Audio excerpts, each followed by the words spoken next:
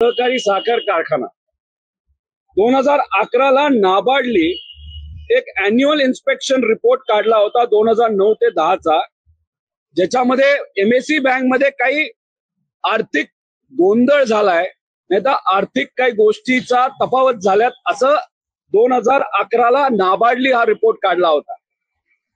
आता 2012ला जर आपण बघितलं, 2011ला हा नाबार्डचा रिपोर्ट आला होता आणि मग त्या रिपोर्टचा बेस घेऊन आरबीआयने निर्णय घेतला की एमएससी बँक मध्ये जे काही इलेक्टेड रिप्रेझेंटेटिव्ह आहेत, ज्याच्यामध्ये सर्व नेते असतील, काही डायरेक्टर असतील, या सगळ्यांना काढण्यात आलं आणि तिथं हे ऍडमिनिस्ट्रेटर बसवले आले.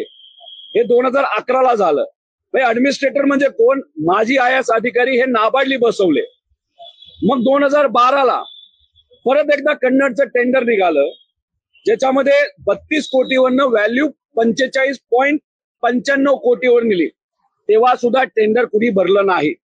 मग 2012 म्हणजे 30/7/2012ला अजून एकदा टेंडर काढलं आणि त्याची व्हॅल्यू 45.95 कोटी ठेवली. म्हणजे पहिल्यांदा 2009ला टेंडर 32 कोटी, दुसऱ्यांदा 2012ला जेव्हा ऍडमिनिस्ट्रेटर आलं तेव्हा ते टेंडर कितीला निघालं? 45.95 कोटी. आणि 2012ला लगेचच काही महिन्यात त्यांनी टेंडर काढलं 45.95 कोटी. असं तीनदा टेंडर काढलं आणि तिसऱ्यांदा ते टेंडर आम्ही भरलं आणि 45.95 कोटी रुपयापेक्षा 5 कोटी अधिकचे देऊन 50.2 कोटी रुपयाला हे टेंडर आम्ही बारामती अॅग्रोली घेतलं. याच्यामध्ये तुम्ही सर्वांनी समजून घ्या, नाबार्डली जो रिपोर्ट केला होता त्याच्यामध्ये 76 आणि 9 आणि 46 असे काहीतरी 100 लोकांचं नावं त्याच्यामध्ये घेतली होती. 100 लोकांची नावं, त्यात अनेक नेते, त्यांच्या अगेन्स्टचा तो रिपोर्ट होता. आणि ईडीली जी एफआयआर फाईल केली त्याच्यामध्ये या 97 लोकांची नावं आहेत. आणि ईडीली जो त्या ठिकाणी एफआयआर केला त्याच्यामध्ये रोहित पवारचं नाव नाही.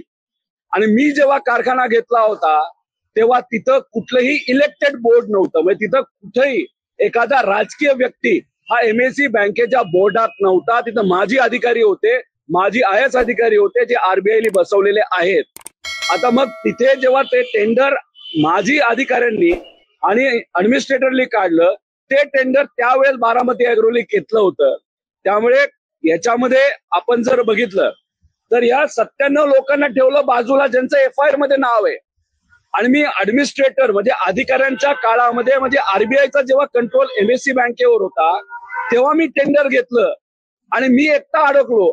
नाही तर माझ्या एकट्यावर त्या ठिकाणी कारवाई करण्याचा प्रयत्न हा ईडीच्या माध्यमातून झाला, राजकीय दृष्टिकोनातूनच झाला.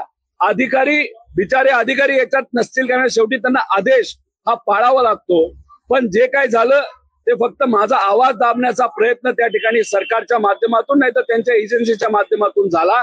आणि मग ईडीच्या म्हणजे माझं नाव एफआयआर मध्ये नसताना माझं नाव मुद्दामून त्याच्यामध्ये घेतलं.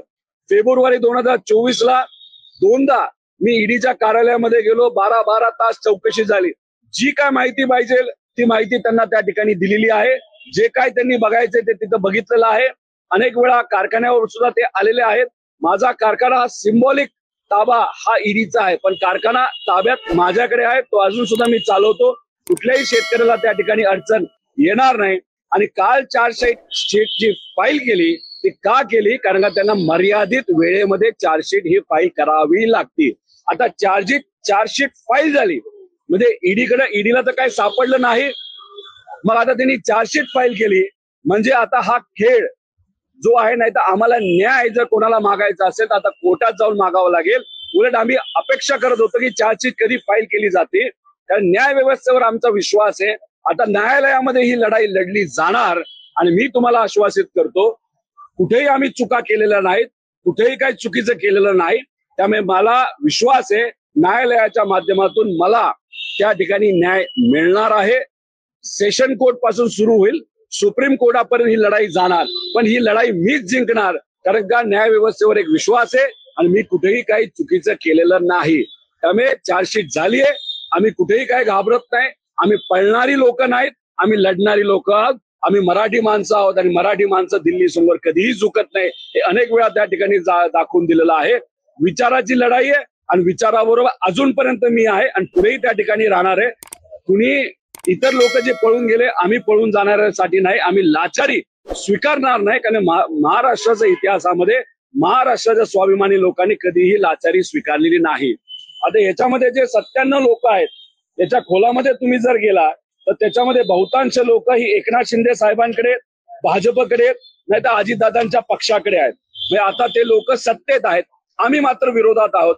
आणि याच्यामध्ये फक्त एक केस माझ्या विरोधात आहे आणि मी एकटाच त्या ठिकाणी आता ईडीच्या विरोधात लढत आहे. पण आम्ही लढणार, जिंकणार आणि दूध का दूध, पाणी का पाणी हे कोर्टाच्या माध्यमातून होईल असं मी आपल्या सर्वांना आश्वासित करतो. बारामती ऍग्रोच्या जागेत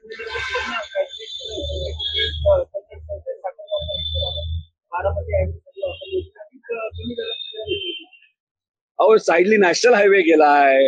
नॅशनल हायवेली मला काय किंमत दिली आहे, नॅशनल हायवेचं व्हॅल्युएशन काय हे तुम्ही तिथं बघा.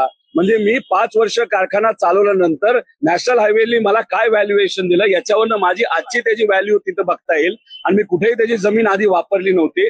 कारखाना आधी घेतल्यानंतर कळालं की त्या कारखान्यात काहीच नाहीये, ती मशिनरी जुनी झाली आहे. त्यात उलट अतिरिक्त मला 60 कोटी खर्च करावे लागले, कारखाना स्टेबल करावा लागला.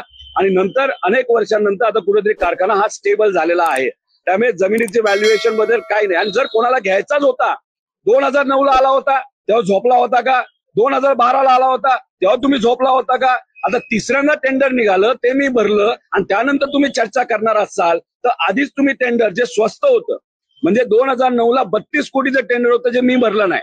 आणि ज्याला खरंच जमिनीची व्हॅल्यू 150-200 कोटी असं वाटत असेल तर त्यांनी 2009 लाच भरायला पाहिजे होतं ना. त्याची कुठेही काय व्हॅल्यू नव्हती, कुठेही काय त्याचं हे नव्हतं. फक्त कारखाना म्हणून मी घेतलेला आहे आणि त्याचा 1 एकर जमीन सुद्धा मी विकलेली नाही. कारखाना म्हणूनच मी त्याचा वापर करतोय. रिअल इस्टेट याच्यासाठी मी कधीही काय, मी स्वतः रिअल इस्टेट मध्ये नाही आणि जमिनीचा वापर सुद्धा रिअल इस्टेट साठी मी करत नाही. त्यामुळे हे जे काय माझ्यावर ऍलिगेशन केले जातात जमिनीची लय भारी व्हॅल्यू आहे, तसं कुठेही काही नाही. कारखाना हा शेतकऱ्यासाठी आणि कारखाना हा कारखान्यासारखा चालवण्यासाठी मी घेतलेला आहे. पहिले 2 वेळा टेंडर भरलं नाही. तुम्ही थोडस अजून जर आधी गेला असता तर मी शाळेत जेव्हा होतो त्या लेवलला तुम्ही गेला असता. आता 2007 ला मी कुठेतरी कॉलेजच्या बाहेर आलो होतो. माझ्या वडिलांचा स्वभाव हा सामाजिक आहे. त्यानंतर मी अर्थकारणात लक्ष घालायला लागलो आणि नंतर असं कुठेतरी वाटलं की 2007 ला माझा जो बारामती ऍग्रो, बारामतीमध्ये असणारा कारखाना आहे, तो स्टेबल करण्यासाठी मला कुठेतरी 3-1 वर्ष, 4-1 वर्ष गेले. आणि एक आत्मविश्वास माझ्यासारख्या व्यक्तीचा वाढल्यानंतर मला असं वाटलं की अजून एक कारखाना आपला असावा. म्हणून त्या ठिकाणी आपण कन्नडला गेलेलो. एक तुम्ही समजून घ्या, बिझनेस डिसिजन घेत असताना त्याला वेळ काळ नसतो. एखादी संधी आली, ती बघितली, ती योग्य वाटली, करण्यासारखी वाटली, मग ती त्या ठिकाणी घ्यावी लागते. त्यामुळे आधी का नाही घेतलं, का नाही घेतलं तर लोक तर म्हणतील तू जन्मला तेव्हा तू का नाही घेतला, त्याला काय अर्थ आहे का? म्हणजे त्याला काय फक्त राजकीय अलिगेशन आहे.